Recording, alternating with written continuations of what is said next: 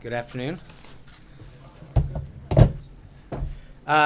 First off, I want to catch everyone up who wasn't able to make the briefing last night on the executive orders on the trade executive orders the president's going to be signing this afternoon. The first order directs the Department of Commerce and the Office of the U.S. Trade Representative to examine every form of trade abuse and non-reciprocal practice that are currently contributing to the United States' large and persistent trade deficit, which was the largest of any major nation in 2016 at $500 billion. Within 90 days, the Department of Commerce and the U.S. Trade Representative will submit a comprehensive report to the President on the causes of our unduly large trade deficit. It's the first time in modern history that an American president has called for such an investigation, and our findings will allow us to make smarter decisions on behalf of the American people about our trade policy of our country going forward. That's why the AFL-CIO, the United Steelworkers International, the International Association of Machinists, and the Aerospace Workers International all came out today to applaud the order. The second executive order addresses the current lack of enforcement of one of our strongest tools in fighting unfair trade practices, countervailing duties.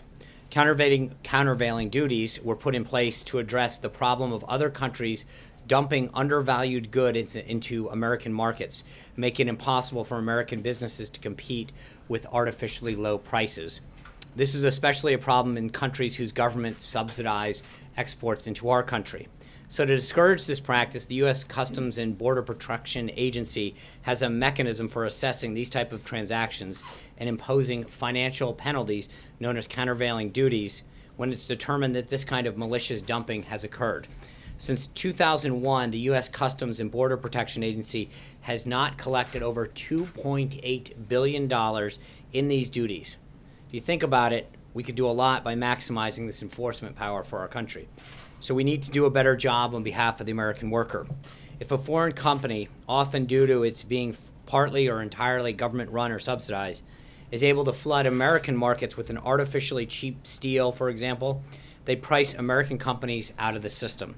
Say you're the owner of a steel company in Ohio. You can't compete with some of these below market prices. So you have to find other ways to meet your bottom line, like closing a factory or laying off workers, or might entirely having to close down entirely. By not properly using this enforcement mechanism, we're costing Americans who work in so many industries, not just steel, but in agriculture, chemical, machinery, and other manufactured good in particular. President Trump was elected to do everything he can to support American workers and American manufacturers. Together, these two executive orders are a significant step in accomplishing the president's promise to end unfair trade practices once and for all. Also yesterday, we were pleased to see that Senators Manchin of West Virginia and Heitkamp announced their support for Judge Neil Gorsuch. And Senator Claire McCaskill conceded at a private event that among the list of potential nominees that the president released during a campaign, Judge Gorsuch was, according to her, quote, one of the better ones. We hope that her praise leads to additional support and her support. It's hard to find any reason except for obstructionism to see why fellow Democrats in her caucus have not been able to join them. As I said yesterday, Judge Gorsuch is highly regarded, having received a rating of well qualified from the American Bar Association, and has demonstrated an unparalleled and unprecedented level of transparency, including the release of over 75,000 pages of documents, fielding nearly 300 questions from Senate Democrats on the committee, and 70 pages of written answers about his personal records. He has demonstrated a mainstream judicial record, with nearly all of his decisions being joined by a Democrat-appointed judges. Without a clear justification, Senate Democrats have fudged the facts on recent history, tried to mislead the American people about their unprecedented obstructionism, essentially claiming a non-existent 60-vote standard. And as I've said before, should Senate Minority Leader Chuck Schumer get his way, this would be the first successful filibuster of a nominee to join the Supreme Court. This would make history in a very bad way. They've also forgotten their own words. I've cited previously this week the rhetoric of Senator Schumer, Democratic nominee Hillary Clinton, the regrets of invoking the filibuster by President Obama, then Senator Obama, and the words that many other Senate Democrats like Senator McCaskill on why blocking a vote for a judge, having gone through the process, has no precedent and is irresponsible. Let me cite one more argument that many Democrats have recently made. Current members of the Senate seem to also reject the notion of a Supreme Court operating with 8, not 9 justices. These include Senator Schumer, Dick Durbin, Bernie Sanders, Dianne Feinstein, Jeanine Shaheen, Richard Blumenthal, Amy Klobuchar, Ben Cardin, and Martin Henrich. Each of these Senate Democrats and the rest of their fellow caucus members need not listen to me or the President, but their own words as recently as last year. The President told the American people in his weekly address that was launched earlier today why it is. And again, we call on Senate Democrats to end this unnecessary obstruction and confirm an eminently qualified jurist for the bench. Also last night, the Department of Justice filed an appeal in the Ninth Circuit to Hawaii's federal judge preliminary injunction against the President's lawful and necessary executive order dealing with protecting this country. Moving on to some of the events of today, this morning, the President met with former Secretary of State Condoleezza Rice. They had an opportunity to talk about regional threats, current foreign affairs hotspots, our attempt to defeat ISIS, and many more areas. It was a great meeting where they discussed many of the challenges facing our country, and the President sought the former Secretary of State and National Security Advisor's advice and opinions on a variety of subjects. He also signed House Joint Resolution 42, allowing states to drug test unemployment insurance claims, and H.R. 1362, naming a VA outpatient clinic in Pago Pago, American Samoa. Also this morning, the President joined Jay Timmons, President of the National Association of Manufacturers, and some of its member CEOs unveil the association's annual Manufacturers Outlook Survey. An incredible 93% of manufacturers surveyed by the National Association of Manufacturers now have a positive outlook for the future. That's a 20-year record high that's more than 35 points higher than that same rating was last year. To quote from the survey itself, quote, "The rising confidence stems from the belief that the new administration in Washington, D.C. will bring much-needed regulatory relief as well as reforms to the tax code and a significant infrastructure package." The optimism is evident across the spectrum of indicators. The Dow Jones Industrial Average is up over 12% since Election Day. The National Association of Home Builders Confidence Index is at its highest level in 12 years. The Gallup Small Business Index shows that small business owners are the most optimistic they've been since 2007. It's not surprising that American industry is reacting in this way. The President has taken immediate steps to make it easier to do business in this country, and we just are at the beginning of this process. On top of these significant steps taken in the executive orders this morning, he's also withdrawn from the Trans-Pacific Partnership Trade Agreement, cleared the way for Keystone XL and Dakota Access Pipelines, began a much-needed government-wide reform of our regulatory and permitting processes, and signed legislation preventing the burdensome stream protection rule from causing further harm to America's coal industry. The President was glad to see this report add to the list of measurements reflecting the incredible optimism and positivity that his pro-growth policies have created. Back to this afternoon, the President will meet with the Director of the National Institutes of Health before signing the aforementioned executive orders on trade at 3:30. And he will meet with Director of the Office of Management and Budget, Mick Mulvaney. In Cabinet news today, the Secretary of State, Rex Tillerson, is in Brussels attending the NATO Foreign Ministers meeting. There, he reaffirmed the Trump administration's steadfast commitment to NATO. Secretary Tillerson also stressed the need for all member countries to meet their defense spending commitments, as well as the need for NATO to take a larger role in the fight against terrorism and ISIS. The President looks forward to meeting with his NATO counterparts in Brussels this May to reaffirm the United States' commitment to NATO and to discuss ways to strengthen the alliance in order to cope with challenges in national and international security. This morning, the Office of the United States Trade Representative released the 2017 National Trade Estimate. The annual report, which is required by law, surveys the significant barriers faced by American exporters. Its findings reinforce the need for the President's America First trade agenda, which prioritizes the enforcement of the trade laws to protect American workers and job creators. The President looks forward to having Ambassador Lighthizer in place as the USTR so that he can begin his important work in earnest and fulfill the mission of this report. And Transportation Secretary Chow, who yesterday celebrated the 50th birthday of the Department of Transportation, today directed the Federal Highway Administration officials to award $10 million in emergency relief funds to help begin repairs on Atlanta's collapsed I-85 overpass. Releasing these funds will quickly help to ensure that the bridge is repaired safely and in a timely manner. The White House Office of Intergovernmental Affairs has already talked with Georgia governors. The Georgia governor's team and Secretary Chow has spoken with the governor. Looking forward, as promised today, we'll be releasing the U.S. OGE Form 378 financial reports as filed by commissioned officers here in the White House. Right after I'm done here, we're going to have a background briefing with senior White House compliance and ethics officers to walk you through how that process is going to go and the public release of that information, which will occur later this evening. We'll be sure to update you if there's anything further to add. This weekend, the President will be here in the White House holding meetings. We'll be sure to update you if there's anything further to add. And on Sunday, the White House will honor World Autism Awareness Day by lighting the White House in blue to join with autism awareness community. Further research into the causes and treatments for autism spectrum disorders is one of the President's priorities. As we light it blue on Sunday, the White House will be celebrating all of the individuals and families whose lives are impacted by autism. I would note that it's a really interesting story how this came to be.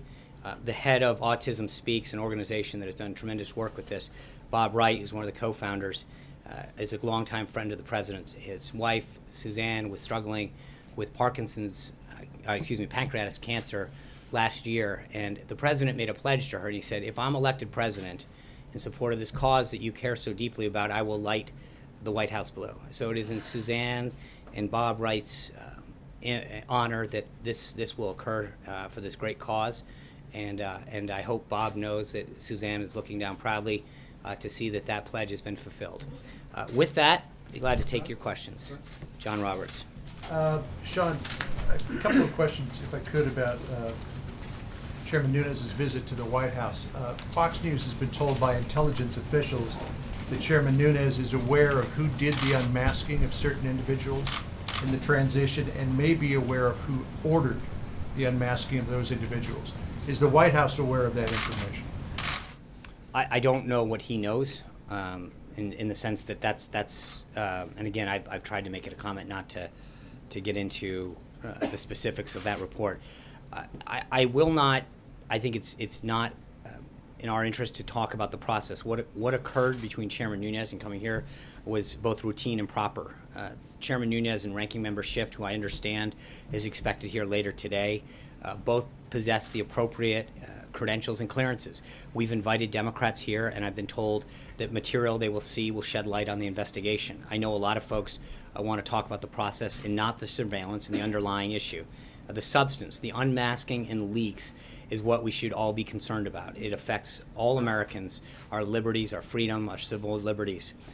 So let's talk about some of the substance, and I know that's not, but on March 2nd, day before the President's tweet, comments by a senior administration official, foreign policy expert Dr. Evelyn Farkas, together with previous reports that have been out, raised serious concerns on whether or not there was an organized and widespread effort by the Obama administration to use and leak highly sensitive intelligence information for political purposes.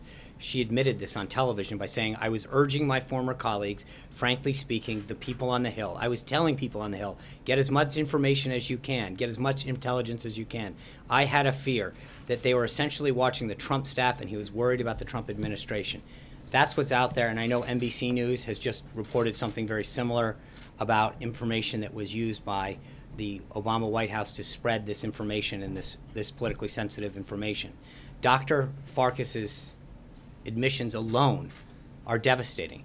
On March 4th, the President, as you all know, raised serious questions about surveillance practices by the Obama administration, including whether or not the President-elect or the transition team members were being improperly monitored for political purposes under the Obama administration. Later in March, in the ordinary course of their work, NSC, National Security Council staff discovered information that may support the questions raised by the President and Dr. Farkas's claim.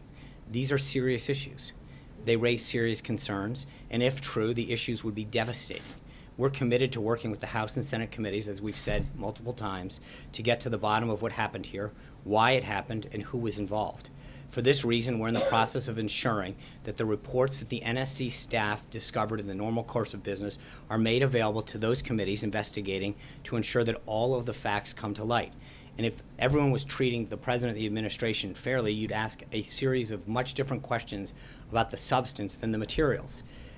As we've said before, I mean, when you talk about Russia in particular, everyone who's been briefed on this subject, from Republican to Democrat to CIA, former Obama administrations, Clapper, Brennan, you name it, all of the people come back with the same conclusion. And I think that is important, that there's been no evidence of the president's campaign and Russian officials. In fact, as you've heard me state before, it was Hillary Clinton who was the architect of the last administration's failed reset policy. She told Russian state TV that it was designed to strengthen Russia. That was their goal, to strengthen Russia. She used her office to make concession after concession, selling off 1/5 of our country's uranium. Paid speeches, paid deals, getting personal calls from Vladimir Putin. I think if there's really want to talk about a Russian connection and the substance, that's where we should be looking. That, not there. I wasn't expecting to tap quite such a deep well with that question. It's Friday. Intelligence officials also tell us that Chairman Nunes knew about the documents that he viewed at the White House back in January, but ended up looking at them at the NSC SCIF only because he could not get access to those same documents through some of the other intelligence agencies. Basically, it was a last resort to come here to the White House to view them. Do you know if that is the case? I don't. But I do think that it tracks everything that's been, I saw a couple tweets the other day that I mentioned where people were saying that the NSA was trying to get documents. And from a narrative of what's been out there, and again, we've been trying to be very careful about this and try to be consistent about how we want this handled. But everything that he has said, when he came out initially and talked to the media, he made it very clear that he had been looking into this. He had stated this much earlier than the president ever had raised this issue about surveillance and the unmasking of individuals for areas that had nothing to do with Russia and nothing to do with substantive policy, intelligence or surveillance. So I think that as we continue to down this path, if you actually begin to focus really on the substance, I think we see more and more a very, very troubling and devastating path. And just one more thing to clear up on process, if I could. We're also being told by intelligence officials that the two individuals who were identified yesterday, Ezra Cohen Watnick and Michael Ellis, were not the source for the information for the intelligence chairman. They did play an ancillary role in terms of finding some extra evidence here at the White House and helping to sign him in so that he could view the intelligence. Yeah. Do you know if that's Again, true? John, I'm not. If I start commenting on every one of these stories, that's not our practice. Again, part of it is that if we confirm some things and not others, we're going to go down a very slippery slope. I can say that we've continued to say that this is, I think, the substance of this matter. And what continues to come to light in terms of Obama officials admitting, either off the record or frankly on the record, consistent with what Dr. Farkas says, that there was clearly an attempt to do something politically motivated with the intelligence out there. And the question is why? Who else did it? Was it ordered by whom? But I think more and more the substance that continues to come out on the record by individuals continues to point to exactly what the president was talking about that day on March 5th. Jonathan. Sean, we heard from the president this morning saying that Mike Flynn should ask for immunity. We also know the president has longstanding views on what immunity means. Back in September, he said if you are guilty of a crime, what do you need immunity for? So does the president think that Mike Flynn is guilty of a crime? I think he believes that Mike Flynn should go testify. He thinks that he should go up there and do what he has to do to get the story out. With or without immunity?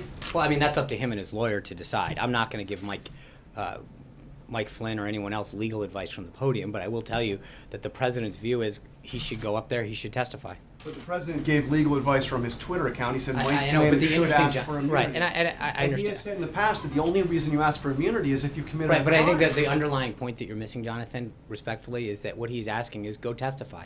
Go get it out there. Do what you have to do to get there and tell Congress and tell everyone exactly what we've been saying for a long time. So, again, I get your point, but I think that the interesting thing is if you actually stop for a second and realize what the president's doing, is that he's saying do whatever you have to do to go up, to make it clear what happened, take whatever precaution you want or however your legal counsel advises you.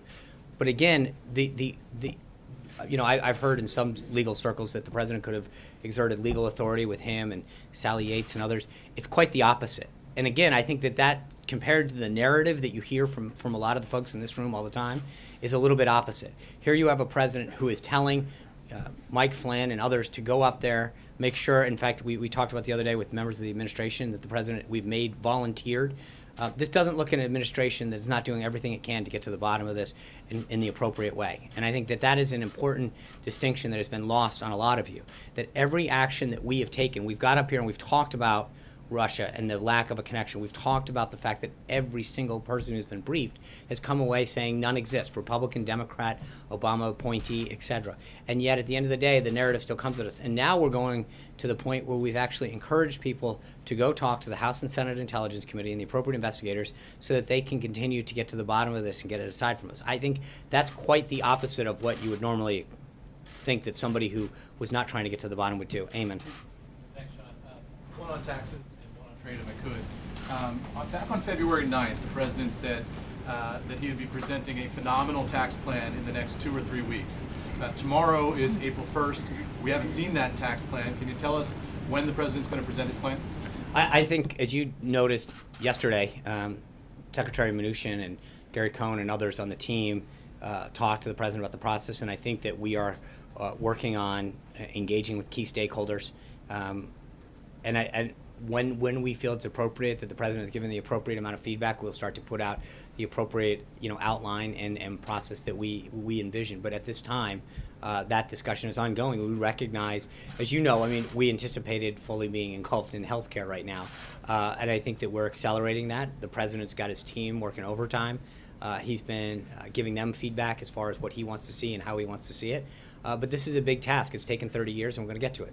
White House going to write its own proposal here, or is this going to be like the healthcare debate where we thought we were going to see a proposal from the White House, but in the end, the president sort of signed on to Paul Ryan's plan? Well, first I would dispute that we signed on to someone's plan. We worked with the House, as you know from the president's statements. We were very on board. I would suggest to you to say that we signed on to a plan. It was a work that both sides worked together on. We worked with the Senate as well. And I think this plan, I would assume that hopefully we would come up with a plan that we all agree on. The president will put out principles, I'm sure, as we've already done in terms of what his goals are and how he wants to drive this as the process moves forward.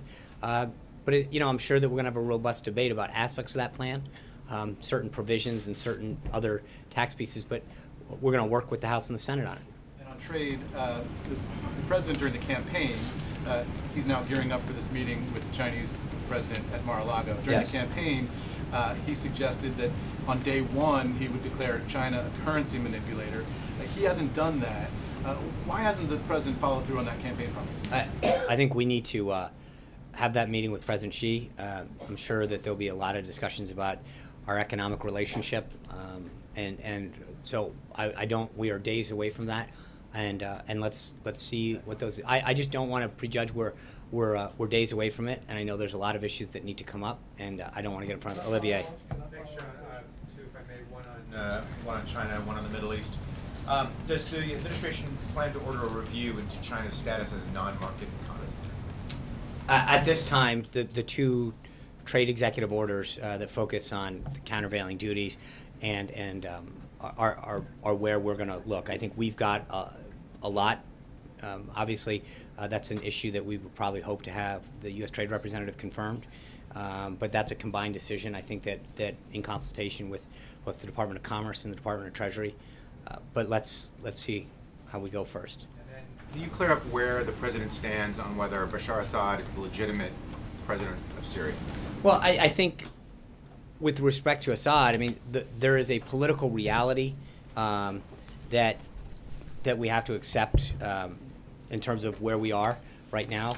We lost a lot of opportunity the last administration with respect to Assad, and I think that our restatement that both UN Ambassador Haley gave yesterday and Secretary of State Tillerson reflects the reality that it is now up to the Syrian people. We had an opportunity, and we need to focus on now defeating ISIS. But the United States has profound priorities in Syria and Iraq, and we made it clear that counterterrorism, particularly the defeat of ISIS, is foremost among those priorities, and that's why our forces and the global coalition are partnering with local forces against ISIS in Iraq and Syria. But I think there is a bit of political reality with respect to where we are now versus where we were the last administration in terms of there being a potential. There is not the opposition that existed last time and the opportunities that existed last time. So it sounds like you're saying whether or not he's legitimate, if you were to declare him illegitimate, there's nothing the United States could do about that.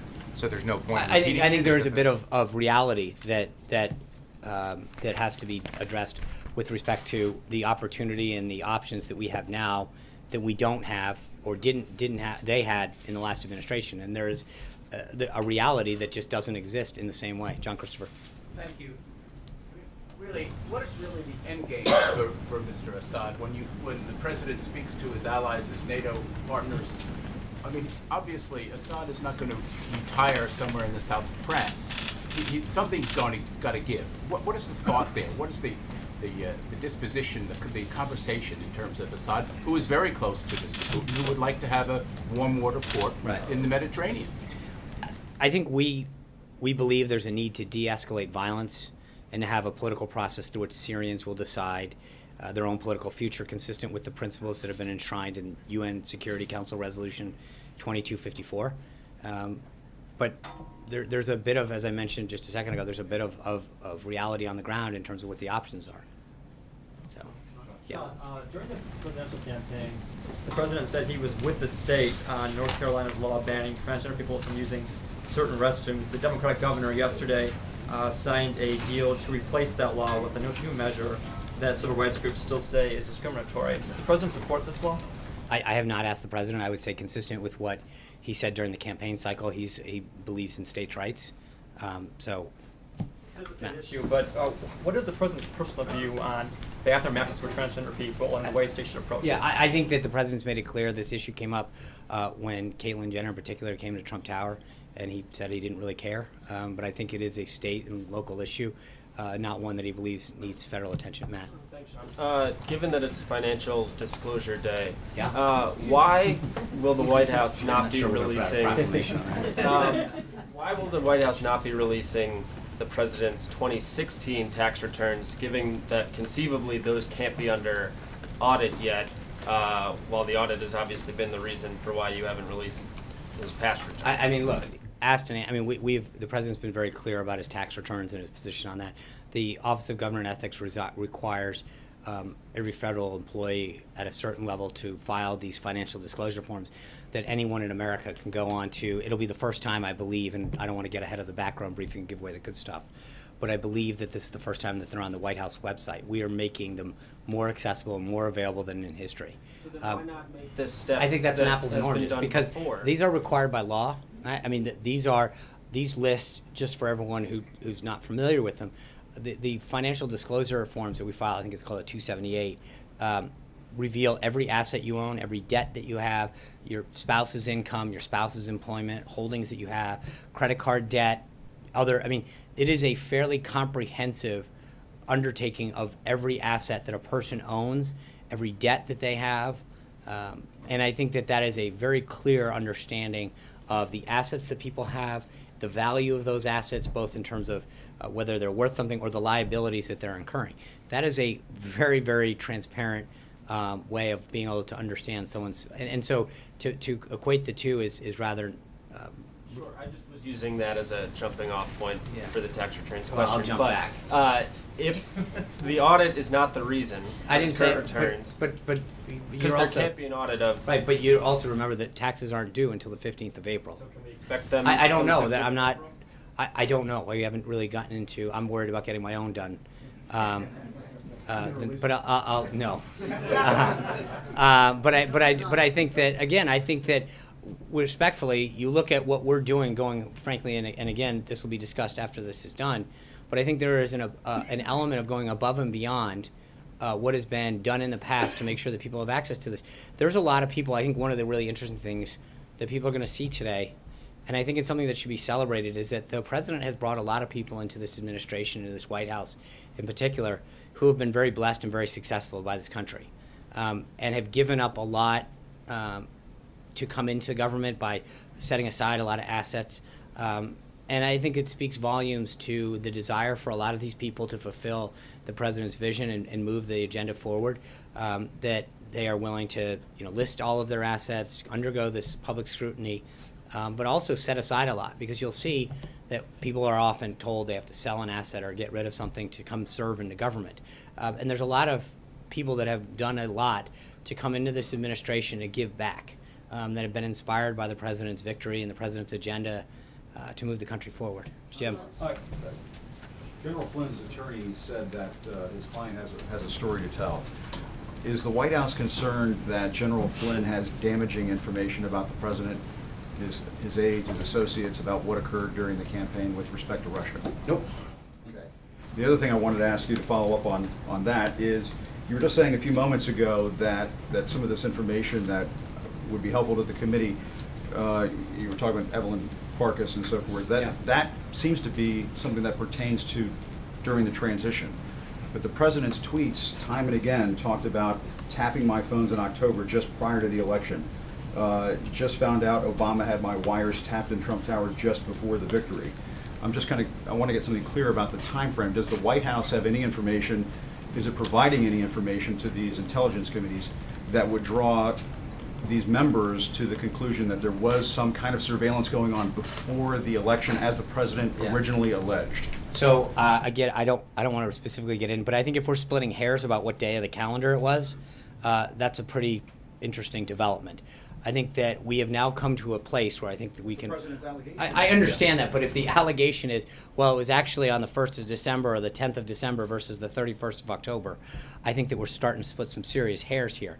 The idea that, and again, it's interesting that now we're arguing over the date, not the substance. And the substance is, why were people using government resources, violating civil liberties potentially, looking into people's backgrounds to surveil them, to understand what they were doing and who they were, to unmask them, provide their names and stuff into sources, spread classified information, make it available to others, spread it to places that they weren't supposed to, use it. But hold on, but let me just, I'm sorry.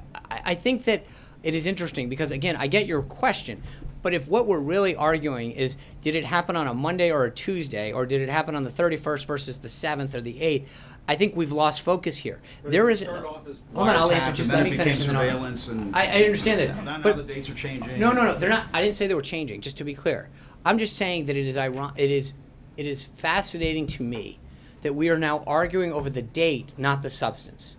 I understand your point, and if we get down to that, we come out and you really want to get into what date, but I think it is really getting lost in this debate that American citizens who were not government employees at the time, who were not targets of stuff, potentially were surveilled, had their information unmasked, made it available, was politically spread, and all of this, and it should be very concerning to people that an administration or people in an administration, people serving in government who are provided classified information, who are given clearance in the trust of the United States government, misused, mishandled, and potentially did some very, very bad things with classified information. That astonishes me that that is not the subject of this, that all of this is happening in our country, and yet the subject, and again, we talk about what door someone came in, what date it happened.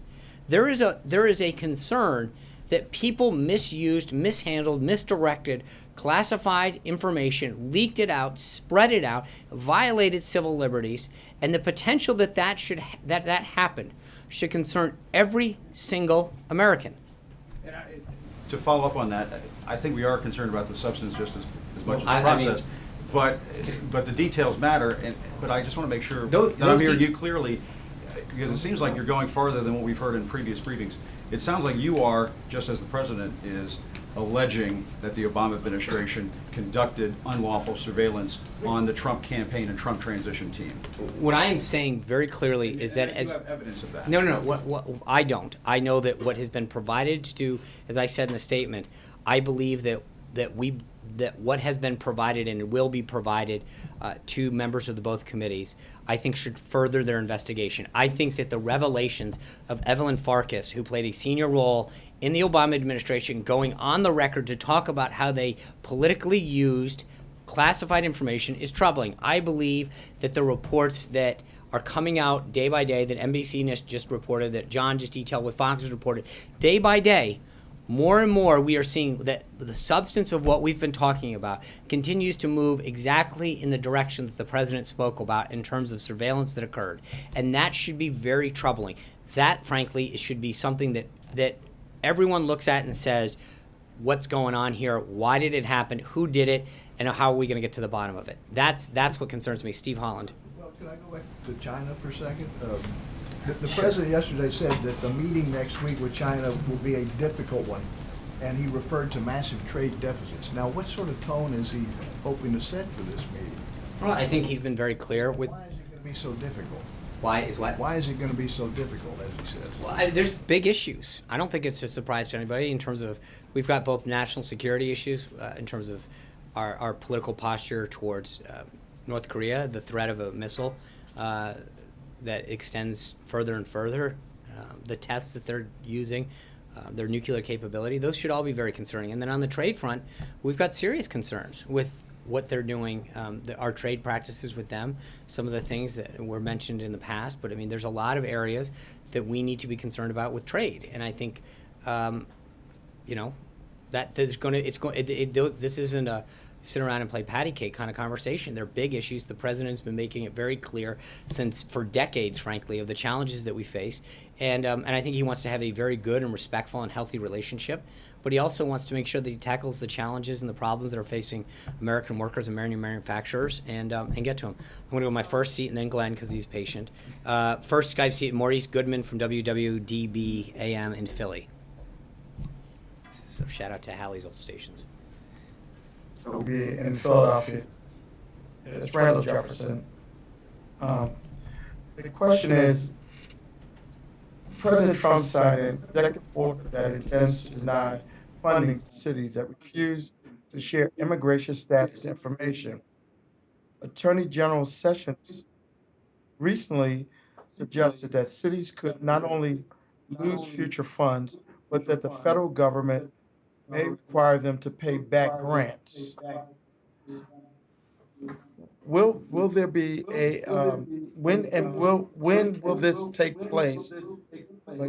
And will that money be reallocated to other departments like Department of Education or HBCUs? Well, I'm not. I would say that the president finds it unacceptable that some localities and counties and potentially some states have prioritized a political agenda over the safety of their people by flouting our nation's immigration laws, becoming so-called sanctuary cities.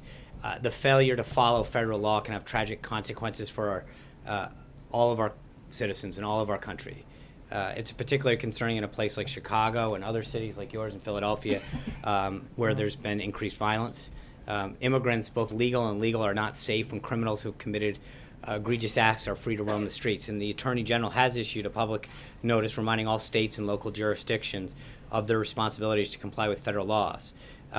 With respect to the budget piece, I think we've got an ongoing budget process, and we'll have to see how many states comply and where, if any, potential savings are there, and then how we reallocate them. But I think the president's budget, both his FY17 contingency budget for funding beyond this continuing resolution on April 28th, and then his FY18 budget that he's already submitted, we're going to reflect some key priorities, both in terms of Homeland Security and national defense.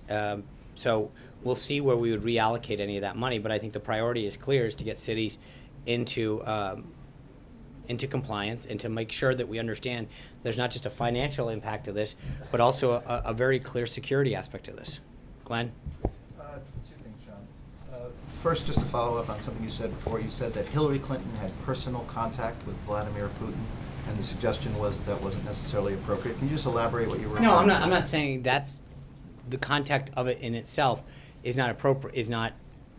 As a private citizen or as a? No. I think what I'm saying is that when you talk about connections to Russia, I think the only connection that anyone's made with President Trump is multiple years ago. He hosted a pageant there, and he's some of the he owns condos around the world, and some of them were sold to some Russians, and I think he sold a house to one several years back.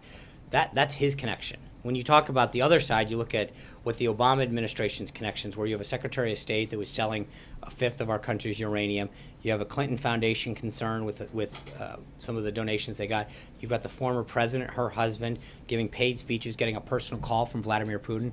You've got a stated goal of their of that administration, of Secretary Clinton, to have a reset to, quote, strengthen Russia. So when you compare the two sides in terms of who's actually engaging with Russia, trying to strengthen them, trying to act with them, trying to interact with them, it is night and day between our actions and her actions, and yet no one questioned what she was doing or how she was handling it, and yet. Her pattern of behavior is more suspicious than President Trump's. I think that if you compare the two, it's definitely, when you talk about the stuff that went to their foundation, the concerns that existed around the sale of 1/5 of all the country's uranium, the paid speeches, the personal calls from Vladimir Putin, I think that when you want to look at a connection to Russia, there is a clear one there and much less of one that ever existed on this side.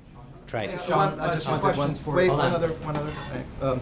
So Sean, in terms of the Nunez chronology, just to clarify, when we're asking questions about process like dates and people, we're not attempting to ascertain the geography of the executive complex. We want to know who knew what when. I understand that. So my question is, so I will ask that directly, forget about the technical questions.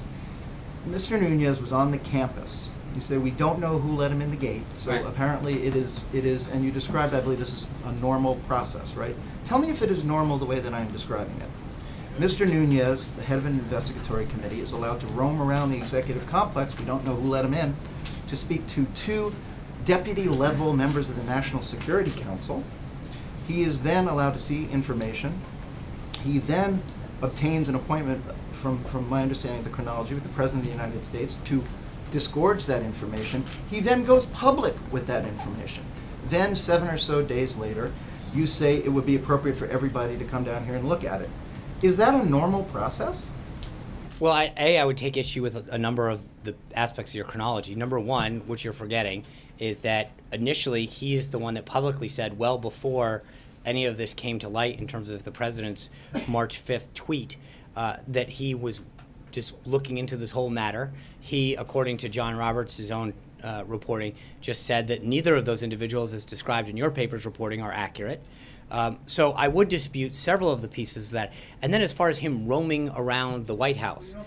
Man, so No, you I don't know. understand this, but you, again, you jump to a ton of conclusions about, and again, I love watching some of these shows where they jump to conclusions for all, You've hold already on. several times prejudged the investigation as clearing the White House. You've said it twice at the podium today. Right. So we're what not I'm saying is prejudging. because I'm focused on the substance of this, Glenn. I'm actually, right. And so where's any of the reporting been in your paper about Evelyn Faucus and her revelation that this is what they sought to do? Where has been the reporting in your paper that NBC News just recently covered that other officials? You seem to be really focused on who showed up where and what door they went in and how it happened. To answer your question, yes, it's appropriate for a member of Congress to contact someone who has contacted him according to some of these reports. I don't know the answer to that, but if you're asking me, is it appropriate for a member of Congress to come over here? As Chairman Nunez has said himself, he wasn't hiding or roaming. He was asked to come over here by an individual. He came over, which happens daily. He was asked to go somewhere. He went there. He is cleared. And nothing that is inappropriate, and exactly the opposite. What he did, what he saw, and who he met with was 100% proper.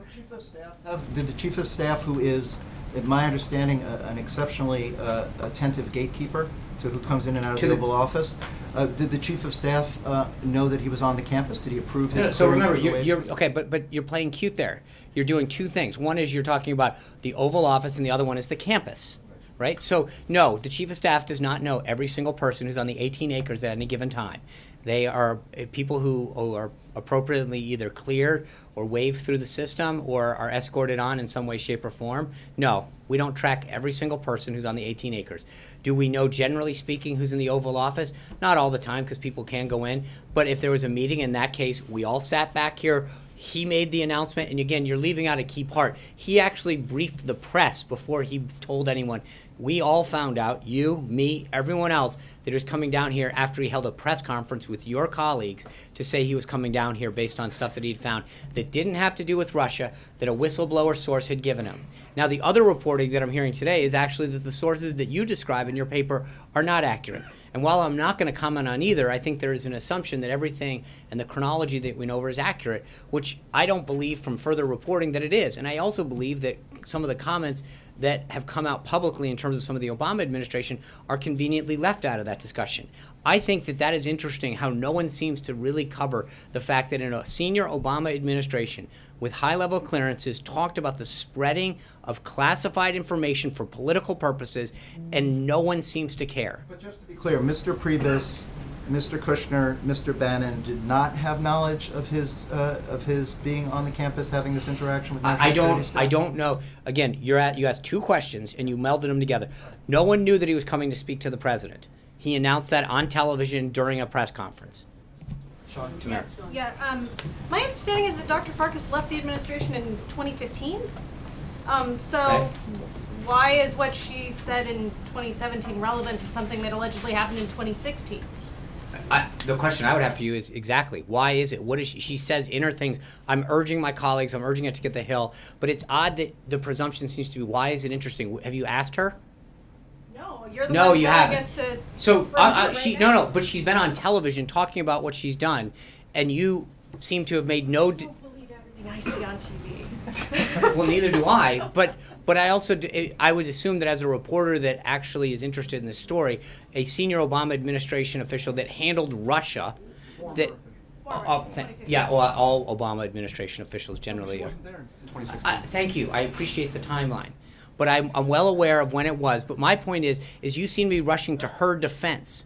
At some point, she went on television and talked about actions that she and her colleagues took to spread classified information. And instead of defending her, it might be worth asking her what she's talking about, who she spread it to, why she did it, was it appropriate, who cleared her to do it. Maybe those are questions that can ask instead of asking me to defend why a former Obama administration official is revealing stuff that should be extremely concerning. So I'm going to go back to Tamara. One other question, which is, are you more concerned about that or Russian interference in the presidential election? Well, I think that if I'm, as an American citizen, I'm very concerned about the fact that people potentially were sharing information about other Americans for political purposes and using classified information to do so and leaking it. That should be concerning to everybody. I mean, The Russian interference? no, that's in the not what I election? said. Please stop trying to. It's not. No. It's just like, which is worse? No, and I guess I don't. I mean, the answer is I think if someone's interfering with our election, that's not good. I don't think that someone revealing and leaking classified information is good either. I'm not sure that you should have to choose. I think that you can have outrage and concern for both, and I don't think we should have to pick as an American whether or not which freedom we want to have undermined. I think we should expect both of them. And so the idea that we should have to choose whether or not we want someone to interfere with our election or protect our civil liberties isn't one that we should want or that we should have questioned. Alexis. Can I just ask three basic kind of follow-up factual questions? You've used two phrases here today. One is politically sensitive information and the other is classified information when you're talking about what the president believes was released. Because you said yesterday that you yourself had not seen the information, and that's my understanding as of today, are those terms interchangeable or are they different in terms of what you know from the podium was released? So there's actually a classification level. There is there's certain sensitive information on individuals, while not classified is considered stuff that the government protects. Then there's secret, there's top secret, and without getting into it, there's a lot higher. There are differences in classification levels. So while you may not reveal a piece of classified information, what they call PII information is sensitive information according to the government standards. So they are different. Each of them has a different classification level. But is your understanding, you've been told that the material that the president is sharing with the committees includes classified information as well as politically sensitive information. That's your understanding? Yes. All right. Second question. You said Congressman Schiff is coming today? That's I know that he has made contact and is trying to arrange a time. And can you share with us who will be responsible for escorting him to the proper place, showing him the materials, walking him through it, letting him absorb it? Is he bringing staff? Can you just explain the I don't setup? know the answer to that question. I know that they were arranging a time, etc. I think it's going to. A lot of it will detail if he is requesting it. I don't know the nature of. I know that the request was made, and that's one that there's follow up with the staff at the staff level to determine all of those things. The material that the president has wanted to share with the House and the Senate committees, has it already been shared with the FBI, or did the FBI already have the materials? I don't know the answer to that. Some of it I don't know. It's NSC. NSC pulls materials from the various agencies. So where that all came from, and is it single source? Is it a combination of those? I don't know the answer to that. The answer to that? I can ask. Again, part of it is there's a question of whether or not we have the ability or the right to release it. And again, as much as I appreciate where it came from, I think, again, I go back to it's does it really matter? Does it matter if it came from the the CIA or the NSA or another three-letter agency? Or is the issue, Alexis, whether or not, as I've said before, whether or not there is a concern about what that information is doing, who used it improperly, what possibly could have happened? I mean, that, again, it's where it came from. Perhaps that wasn't clear. What Yeah. I'm asking is, the executive branch, the FBI, has a separate investigation. I'm asking, the president believes he has evidence that is germane to that investigation, Mhm. as broad as Director Comey has described. My only No, question. well, first of all, just so we're clear, the FBI's investigation pertains specifically to, from what the director said in open testimony, to Russia. What the president's, this is not what I believe they are investigating, or Understood. I thought that the FBI was also had broadened the investigation beyond just simply Russia. I don't know. You should. I'm not aware of that. You could just find out. No, but why? No, you can call the FBI. I don't. I'm not going to call the FBI and ask them what their investigation is, and then you'll write a story about how I called the I'm FBI. asking you a separate question. Does the president believe that it is important for the FBI to have the information that he finds to be so egregiously offensive that I don't classified think it- and politically sensitive information was shared by the previous administration? I'm asking you a really simple I don't know. It's question. not. You think it's simple, but I think the reality is it depends. If the NSA, where it came from, who can share. You're acting as though it's a very you're acting as though it's a very simple process. It depends on the level of classification, who it came from, whether they have the authority to share it. There's a lot of things that go into this, and I know that it sounds really easy. It's not, and I think that there are, that I know that a lot of times that just because it can get leaked out doesn't mean it's being handled appropriately. And I think there is a desire to make sure that this is done correctly and within the proper guidance of who has the authority to see the right things, and that all of the procedures are followed. That doesn't mean we just get to willy-nilly pick stuff and send it around to whoever. There is a reason that certain information is handled the way it is, so that we protect the methods and processes that are in accordance with the intelligence community. John.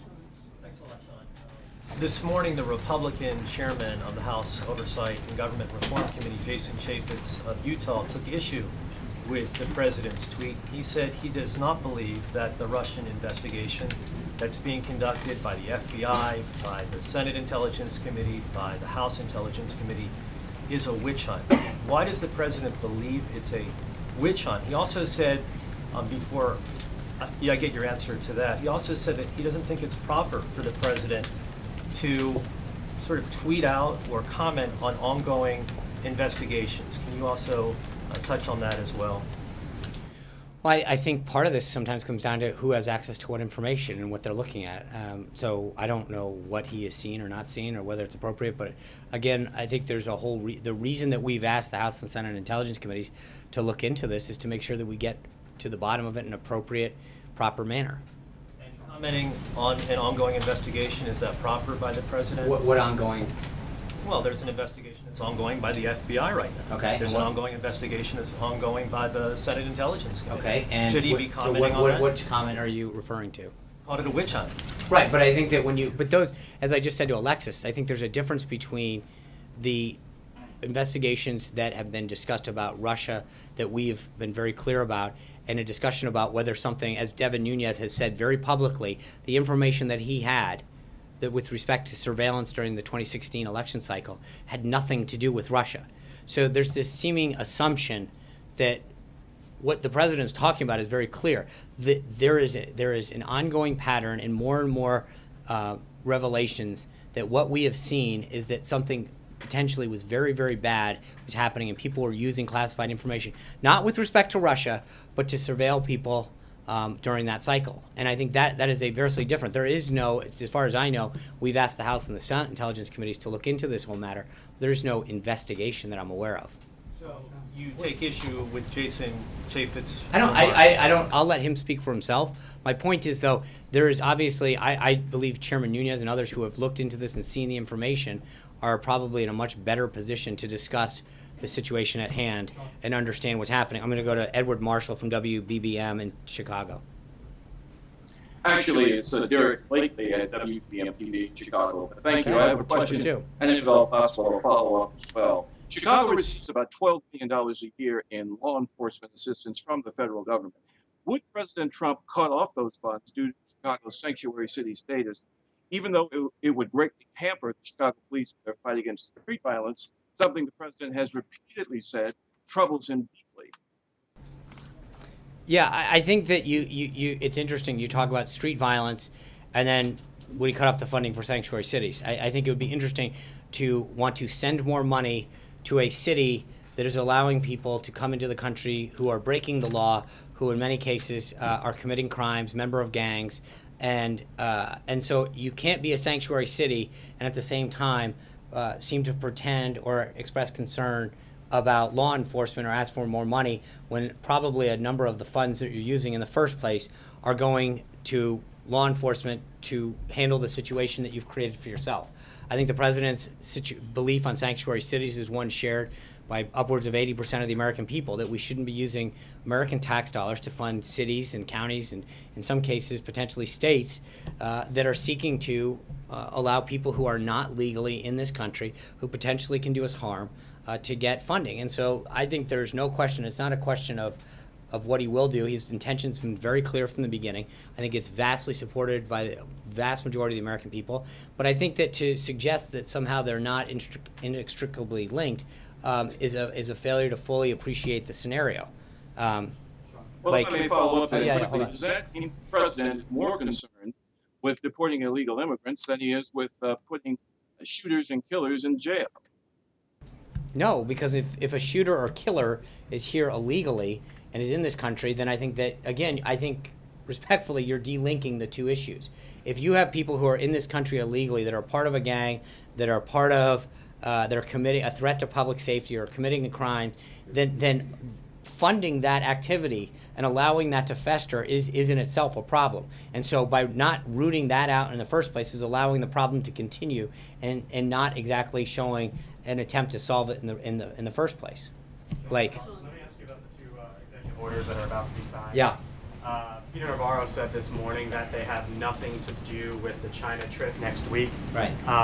So is it just purely coincidence that it's happening now and the president is set to meet with his counterpart in China next week, or is this somewhat setting the table for what might come next week? No, I think they are both broad-based. I mean, countervailing duties is not something that's targeted at any specific country.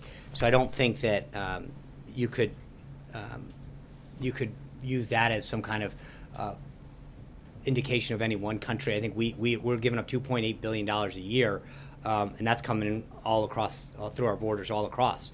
So that one, and the other one specifically talks about every form of trade abuse and non-reciprocal practice that are currently contributing to our deficit. So, I mean, there's a lot of countries that contribute to that, and I think a lot of times the trade agreements that we've made in some cases haven't been looked at or revived in a very long time. And so for either one of them to be suggested aimed at any particular country would be a misread of either one. You mentioned that the president has signaled his intention to withdraw from TPP, Yeah. Keystone, you've got these executive orders, a whole host of others. The second executive order that's coming today talks about the first one, a 90-day review. Yeah.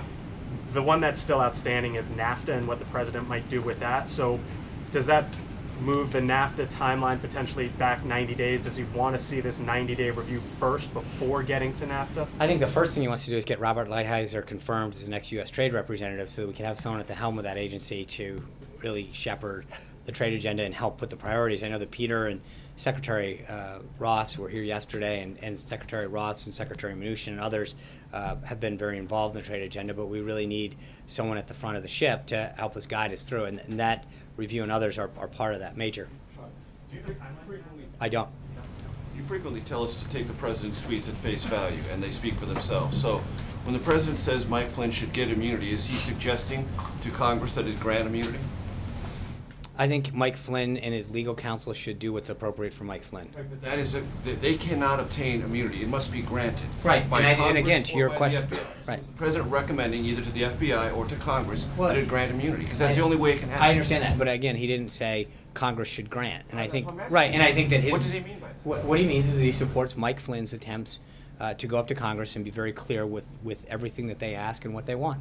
Right, but he could have just said, testify. He said he should get immunity. Right. And I'm asking you because it's an important It thing. is. Every lawyer who works on this tells you it's extremely important to seek it and then obtain it. And there's only one way you can seek it, by it being granted, either by the FBI or by Congress. And for the President of the United States to even lightly indicate that he is in favor of that, it seems to me is a significant development. I'm trying to find out Right. that's what the President was trying And to I think accomplish. and I'm trying to answer the question, which is that I think that what the not that I think, I've talked to the president about this, I think what he, yes, and the president's very clear that he wants Mike Flynn to go and be completely open and transparent with the committee, and whatever it takes to do that, he is supportive of. Even if he doesn't obtain immunity.